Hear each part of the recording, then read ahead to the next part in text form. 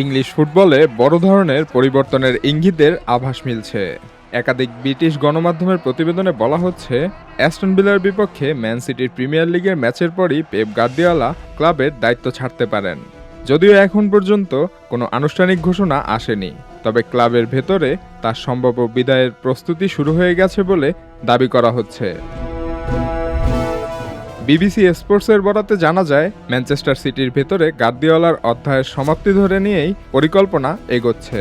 বিভিন্ন প্রতিবেদনে বলা হচ্ছে, ক্লাবের কিছু কর্মকর্তা এবং খেলোয়াড়রা নাকি সম্ভাব্য বিদায়ের বিষয়টি মাথায় রেখে মানসিকভাবে প্রস্তুতি নিচ্ছেন। এমনকি তার বিদায়কে স্মরণীয় করে রাখার পরিকল্পনাও নাকি বিবেচনায় রয়েছে, যার মধ্যে স্টেডিয়ামের একটি অংশ তার নামে নামকরণের প্রস্তাবও রয়েছে। 2016 সালে ম্যানচেস্টার সিটির দায়িত্ব নেয়ার পর থেকে গার্দিওলা ক্লাবটিকে নতুন উচ্চতায় নিয়ে গেছেন।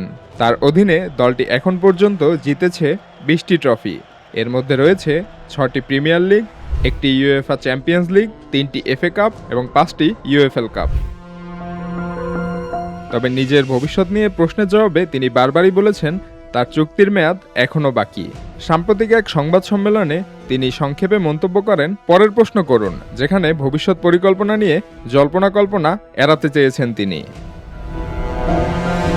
তার সম্ভাব্য উত্তরসূরি হিসেবে সবচেয়ে বেশি আলোচনায় আছেন এনজো মারেস্কো। ইতালিয়ান এই কোচ আগে ম্যানচেস্টার সিটিতে গার্দিওলার সহকারী কোচ হিসেবে কাজ করেছেন এবং বর্তমানে ইউরোপিয়ান ফুটবলে কোচিংয়ে বেশ আলোচিত নাম।